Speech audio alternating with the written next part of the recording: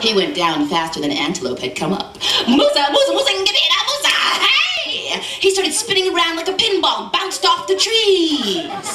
He was moving through those trees faster than an antelope. Moussa, Moussa, Moussa, Moussa, ha! Boom! Woman jumped out, stopped Turtle with her foot.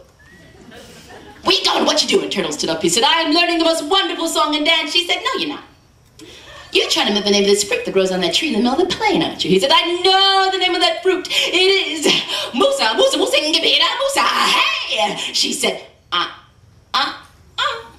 it is Mwanga, Mwanga, Mwanga, Shawanga, Mwanga. Turtle said, it is Moussa, Moussa, Moussa, Moussa, hey! Get away from me. That woman dropped that fruit, stomped into the trees, and Turtle danced and sang his way back to the rest of the animals. And when he got there, they said, did you learn the name of that fruit? He said, it is Moussa, Moussa, Moussa, Moussa, hey! And Lion said, I got it. Moussa, Moussa, Moussa, Moussa, hey! The owl said, oh, I got it. Moussa, Moussa, Moussa, Moussa, oh! She ran to the tree. They all ran to the tree. They pulled those fruits off. They bit into them. They were so sweet and so juicy. It was like eating and drinking at the same time. And the Creator was so proud of them. He sent down a refreshing shower of rain. A voice called him from the side of the road. Good morrow, King Arthur. He stopped. He looked. He didn't see anything. Just an old tree stump. He got ready to ride on. He heard that voice again. I said, good morrow, King Arthur. He stopped. He looked. And he realized what he had taken for a tree stump was actually a woman.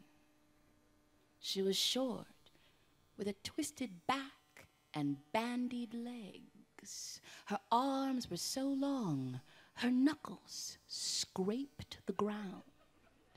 Each of her fingers ended in a long, sharp, black talon.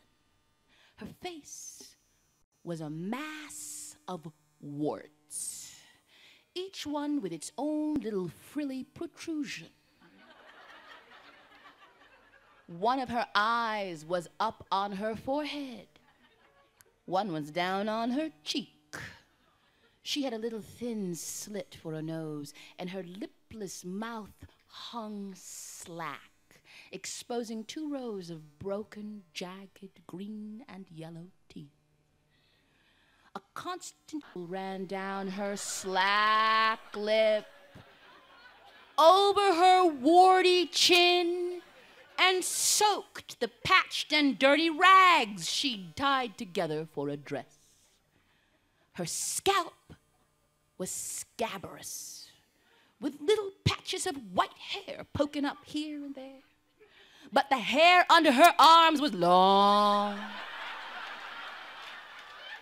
and blowing in the wind.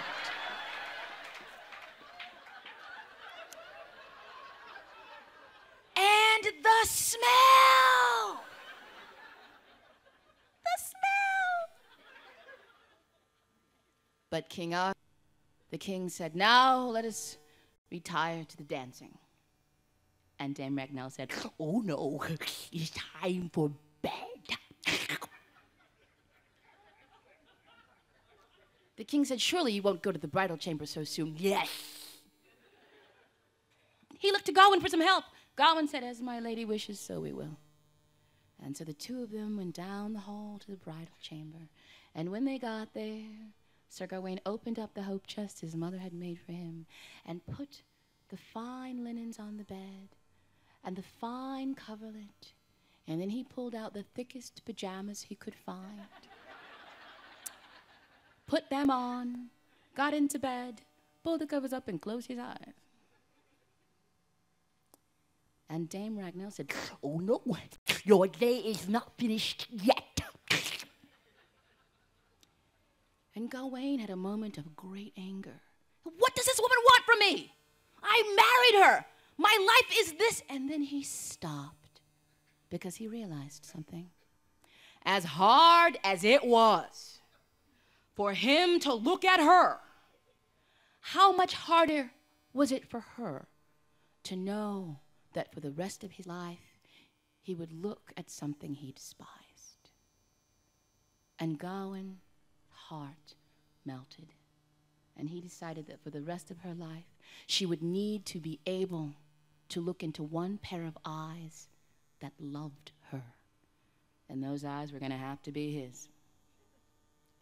And so he sat up and pulled the coverlet down and said, "Lady, as I am your husband, welcome to your new home." And she began to laugh. And that laugh changed from coarse, harsh sound to a beautiful, musical sound.